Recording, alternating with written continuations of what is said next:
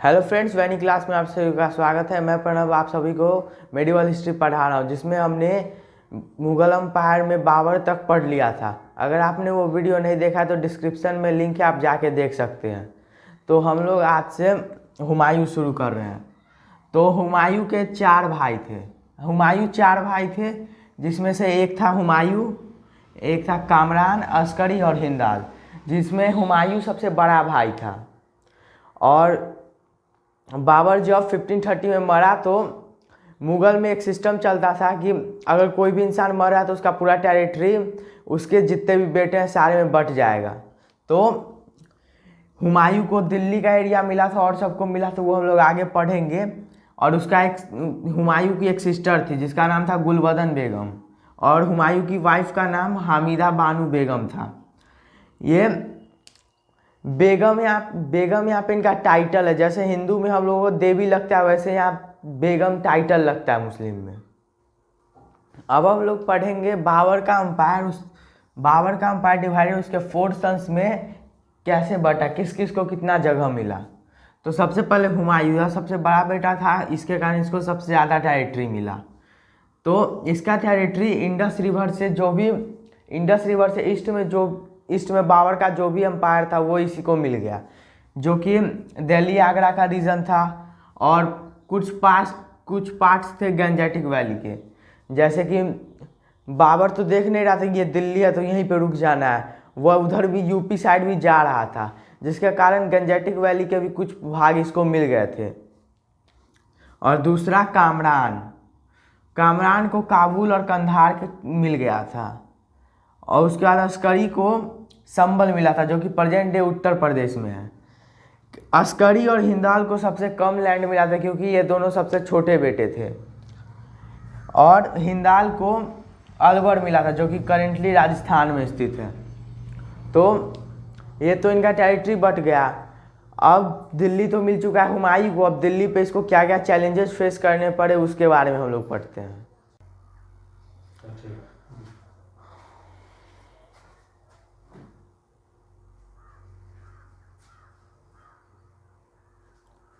Challenges faced by Humayun. तो first challenge था उसका डिवीज़न ऑफ एम्पायर का डिवीज़न हो चुका था, जिसके कारण इसके जो 3 और भाई थे यह इसके खिलाफ अटैक करने का प्लानिंग कर रहे थे, क्योंकि उनको भी पावर चाहिए था और इसको भी पावर। और उन लोगों के पास कम लैंड था, जिसके कारण वो हमेशा हुमायूं को मारने के चक्कर में रहते थे। इसी के कारण हुमायूं को अपने भाई से ही बच के रहना पड़ता था। हुमायूं चाहता तो अपने भाइयों को भी मरवा सकता था, लेकिन बाबर जब मर रहा था तब इसने अपने बेटे हुमायूं को बोला कि अपने छोटे भाइयों का ध्यान रखना, वो भले ही रिबेल करे मगर उनको प्यार से रखना, जिसके कारण यह अपने पिता के प्यार के कारण अपने भाइयों को कुछ नहीं कर पा रहा था। दूसरा था लैक ऑफ फंड्स। बाबर कभी भी एम्पायर चलाने के लिए पैसा जमा नहीं रखता था। वो कहीं भी जाता था लूटपाट करता था, और जो पैसा आता था उसको अपने सेना में बांट देता था। इसी के कारण जब हुमायूं को एक पूरा मुगल एम्पायर मिला तब मुगल एम्पायर बैंकरप्ट था। वह उसके पास इतना भी फंड नहीं था कि वह अपने एम्पायर को सही से मेंटेन कर सके। और तीसरा रीजन था राजपूत रिवेलियन। जो राजपूत थे उनको लग रहा था बाबर आएगा फिर चला जाएगा, लेकिन बाबर यहीं रह जाने के कारण राजपूत भी मुगल के खिलाफ रिबेल करने लगे थे। और चौथा अफगान्स। हमने ये तो पढ़ लिया कि बाबर ने अफगान्स से भी लड़के उनको हराया था, लेकिन बाबर ने अफगान्स को फुल्ली ख़त्म नहीं किया था। बाबर के मारने के बावजूद भी अफगान्स अभी बिहार में जाके रह रहे थे, और अफगान्स धीरे धीरे पावरफुल हो रहे थे। और कुछ समय बाद अफगान्स के कारण ही हुमायूं को दिल्ली छोड़ना पड़ता है। तो अफगान्स भी उनका एक प्रॉब्लम बन चुका था।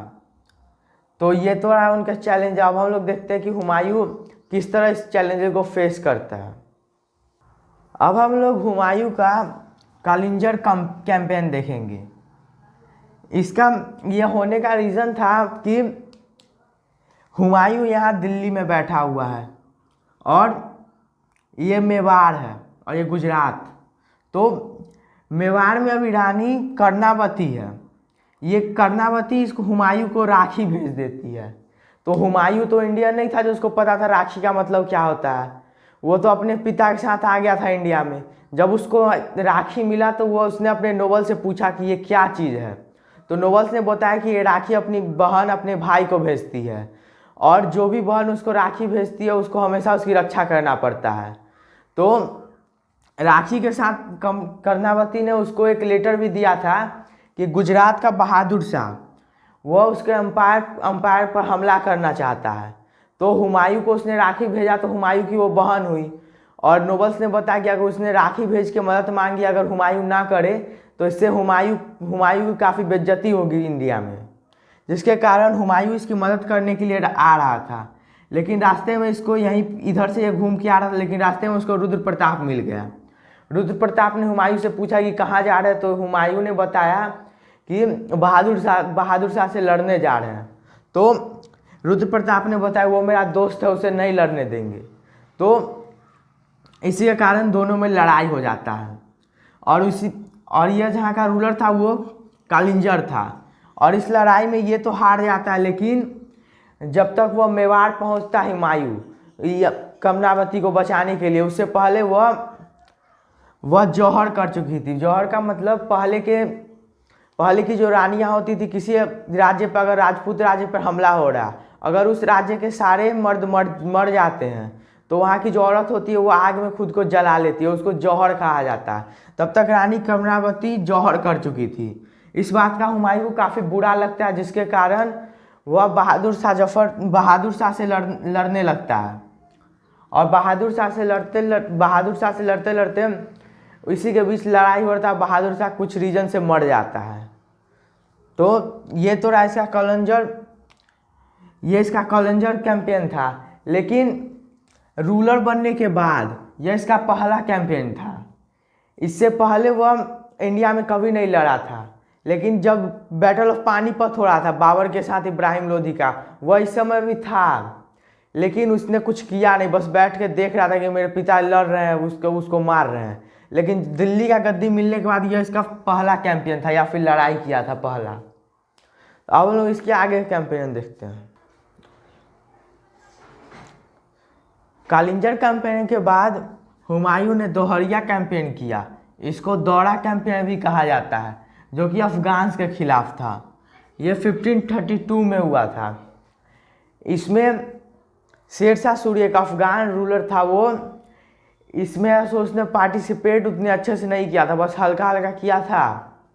लेकिन इस कैंपेन के बाद हुमायूं को लगा ये कितना आसान था अफगान को हराना, और आगे चलते हैं। तो वह बंगाल कैंपेन में भी चला गया। और जब बंगाल कैंपेन चला गया, उसके बाद जब वापस आ रहा था तो शेरशाह सूरी तो बिहार का ही रहने वाला था। वो काफ़ी लंबे टाइम से बिहार में रहा था, इसके कारण उसको पता चल चुका था कि किस समय में बिहार में बारिश होता है या फिर किस समय में कैसा मौसम होता है। और जिस समय में हुमायूं जा रहा था उस समय बिहार में मानसून आया हुआ था, और शेरशाह सूरी को यह बात पता था। तो शेरशाह सूरी ने चौसा नाम की एक जगह पे हुमायूं की पूरे सेना को रोक दिया, और उसको चारों तरफ से हमला कर करके उसी जगह पे रोक रहा था। और वहाँ पे काफ़ी फर्टाइल जगह था, वहाँ पे ग्रासलैंड काफ़ी ज़्यादा था। तो हुमायूं ने सोचा शेरशाह सूरी ऐसे दूर से बैठ के हम लोगों को हमला ही कर रहा है, तो इससे अच्छा यहीं पे बचे हुए हैं, यहाँ पे अपने घोड़े को भी चरा लेते हैं। घोड़े भी चल रहे थे, उसकी सेना भी आराम कर रही थी। तभी पता चला बगल में गंगा नदी है, उसमें फ्लड आ गया, जिसके कारण जब इसको पता चला हुमायूं को कि यहाँ पर ये तो हम लोग फ्लड एरिया में हैं, तो हुमायूं की सेना पर उसके बाद जब इसकी सेना हारने लगी तो शेरशाह सूरी ने हमला कर दिया। उससे डर के हुमायूं गंगा में कूद जाता है, और जब गंगा में कूदता है तो इसको एक इंसान बचा जिसका नाम है शहाबुद्दीन निज़ाम। यह एक मछुआरा था, और इसने हुमायूं की जान बचाई, जिसके कारण हुमायूं खुश होकर इसको दिल्ली का एक दिन के लिए नवाब बना देता है। और इस एक दिन में इसने कॉइन को लेदर कॉइन से बदलवा दिया। जो चांदी या फिर सोने के सिक्के थे उसके जगह लेदर का कॉइन यूज करवाने लगा एक दिन के लिए। और ये तो इतना एक्यूरेट ऐसा किसी राजा के बारे में हमें पता नहीं चलता है कि वह पानी में कूदा उसको इसने बचाया। इस सब के बारे में हम लोगों को हुमायूं के बारे में पता चल जाता है, क्योंकि इसकी जो बहन थी गुलबदन बेगम, इसने हुमायूं नामा नाम की एक बुक लिखी थी। इसकी इन्फॉर्मेशन हमें हुमायूं नामा से मिलती है और यह हुमायूं नामा को इसने 2 भाग में बांटा हुआ था। फर्स्ट भाग में इसमें बाबर की कहानी है और सेकंड भाग में हुमायूं की। गुलबदन बेगम का जो बुक था यह पूरे मुगल एम्पायर में ओनली एक ऐसा बुक था जो कि ये किसी लेडी के द्वारा लिखा गया था। इसके अलावा पूरे मुगल एम्पायर में कोई ऐसा बुक नहीं है जिसको किसी लेडी ने लिखा होगा। तो ये तो अभी हुमायूं का सब कुछ सही सही चल रहा है, लेकिन अब हुमायूं के लाइफ का टर्निंग पॉइंट आएगा। हुमायूं का जो टर्निंग पॉइंट है उसके बारे में हम लोग अगले क्लास में पढ़ेंगे। अगर इस क्लास में आपको कोई भी डाउट या क्वेरी हो तो कमेंट सेक्शन में पूछ सकते हैं और हमारे चैनल को लाइक सब्सक्राइब करें। Thank you.